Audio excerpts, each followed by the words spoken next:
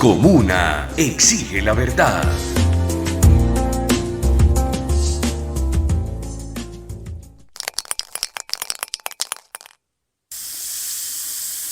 El arte me ha ayudado mucho como persona y me ha guiado por muchos caminos, puesto que el arte en sus diversas facetas te ayuda para cosas muy puntuales de la vida, ¿sí o qué?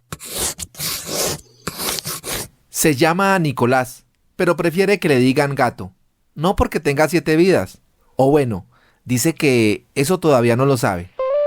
En realidad, su bisabuela tiene mucho que ver con la forma como hoy este joven de 19 años se reconoce. Porque mi bisabuela, pues por obvias razones, ya en su edad avanzada no podía ponerse chistosita a tomar, ¿sí o qué? Pero era muy curioso porque uno llegaba donde mi abuela y mi abuela mantenía una botella de vino, dos de abuela cama. Y ella tomaba gato negro. Y yo pues como notaste, soy una persona que solo tiende a vestirse de negro. Entonces, gato negro. Yo visto de negro, soy un gato. El gato nació en octubre de 2003, un año después de la Operación Orión, en la Comuna 13 de Medellín. Dice que es un hijo de las operaciones militares, que si bien no le tocó vivir esa época tan difícil, cuando la fuerza pública entró a esa zona para cometer una serie de vulneraciones contra la población civil, sí creció en la época post-operaciones militares y sabe que es estar en un contexto en el que el sonido de las armas que silencian la vida es el pan de cada día. Creció en medio de las ruinas que dejaron las operaciones militares y encontró en el arte una medicina para sanar las heridas de la guerra.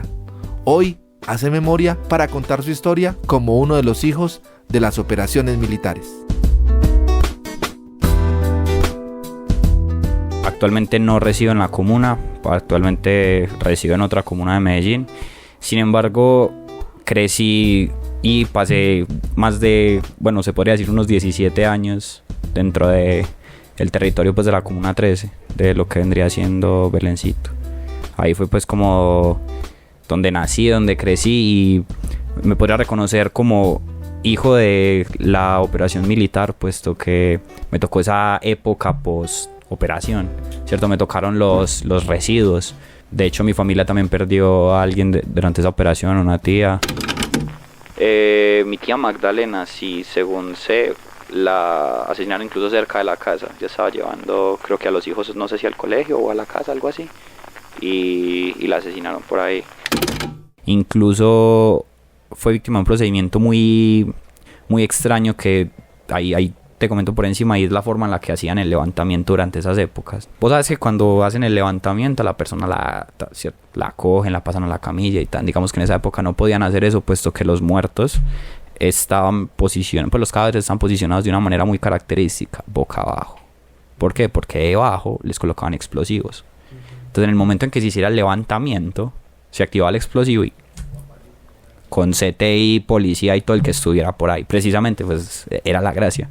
¿Cómo solventaron esto los policías, pues los miembros legales en ese momento? Cogían una cuerda, la amarraban del pie de la víctima, la arrastraban, 3-4 metros, y si no explotaba, pues proseguían con el levantamiento, y si explotaba, pues...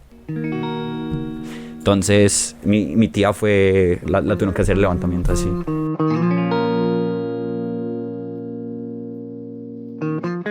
Y digamos que todo eso ha influido pues como mucho en el que soy ahora, gracias a precisamente necesitar salir como de ese entorno, digámoslo así, bélico.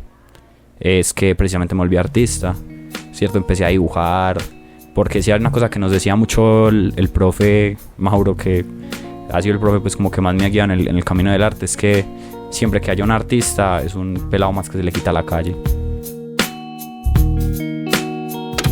Mira, si hay cosas de las que me acuerdo eran las balaceras inesperadas, ¿sí o qué? Por ejemplo, era muy, muy estresante cuando niño uno estar ahí jugando en la calle, pues jugando fútbol con los parceros, y que de un momento a otro salga la abuela y uno saliera mi abuela. Mijo, entre, que están dando balas, ¿sí o qué? Y eso es maluco. Y fuera de eso, igual me tocaron, por ejemplo, los toques de queda. Eso es otra cosa que recuerdo mucho, ¿sí o qué?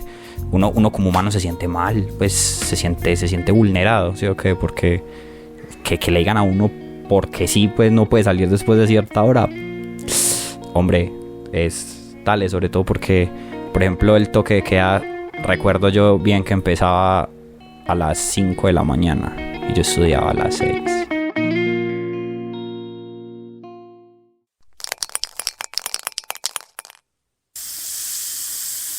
Yo llegué a Culturizarte, fue muy curioso porque me acuerdo que estaba muy niño. Yo con el profe Mauro llevo, si te digo 10 años, te lo juro que me pueden faltar años, porque yo con Culturizarte estoy desde hace muchísimo tiempo.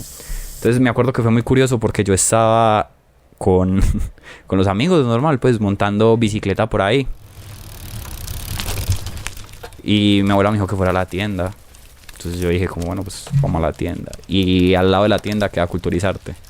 Entonces yo siempre lo había visto pues de lejos, pero nunca había visto la puerta abierta. Y ese día la puerta estaba abierta. Y yo dije como, si la puerta está abierta, hay que entrar a ver. Entonces yo llegué, yo me acuerdo que yo dejé la cicla abajo.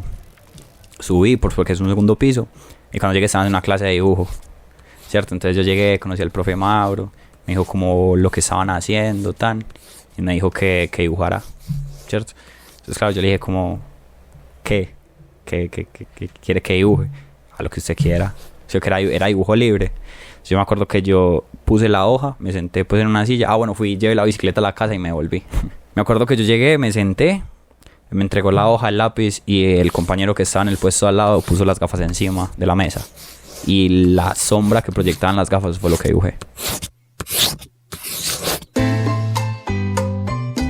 Mira, es muy lindo, puesto que Culturizarte me llevó a entender una confusión que yo tenía de pequeño, que era precisamente todo el ambiente en el que vivía, ¿cierto? Yo decía como, ¿por qué pasa esto, cierto?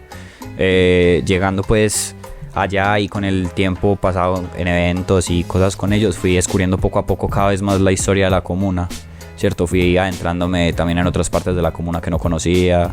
Me di cuenta más que nada de lo que es la distribución pues territorial. Me di cuenta que la comuna era mucho más grande de lo que yo pensaba. Entonces ellos me llevaron a conocer mucho eso, mucho la parte de la historia, de lo que había pasado en la comuna, ¿cierto? Ellos me llevaron a entender por qué había grupos enfrentándose, por qué había hecho, y sobre todo me mostraron algo muy importante, que fue las secuelas, que dejó esos enfrentamientos y que dejó eso, y me dieron la oportunidad de ayudar a las personas que se pudiera.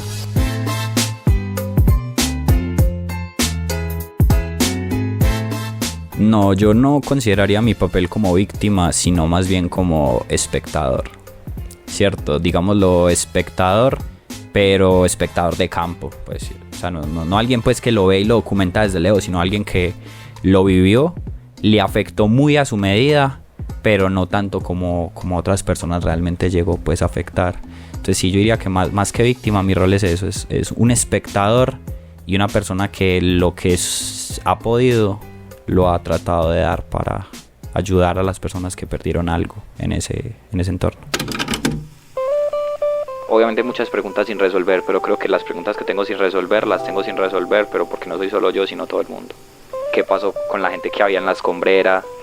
¿Por dónde entraron cuando empezaron a hacer las operaciones militares? ¿Cuánta gente real se murió en la operación? Porque es que si os lees el informe dice que hubieron 300 bajas. Mucho más de 300 bajas, ¿cierto? ¿Y cuántas sí fueron bajas oficiales y cuántas no? Porque se sabe, no es un secreto para nadie, que la Operación Orión fue uno de los casos de falsos positivos más grandes que ha habido acá. A Uribe, ¿qué más le va a preguntar uno? A Uribe, eso se sabe, lo puede negar todo lo que quiera, pero se sabe, pues se sabe. Una producción de la Asociación Palco y La Esquina Radio, auspiciada por la Caja de Compensación de Antioquia, Confama, vigilada Supersubsidio.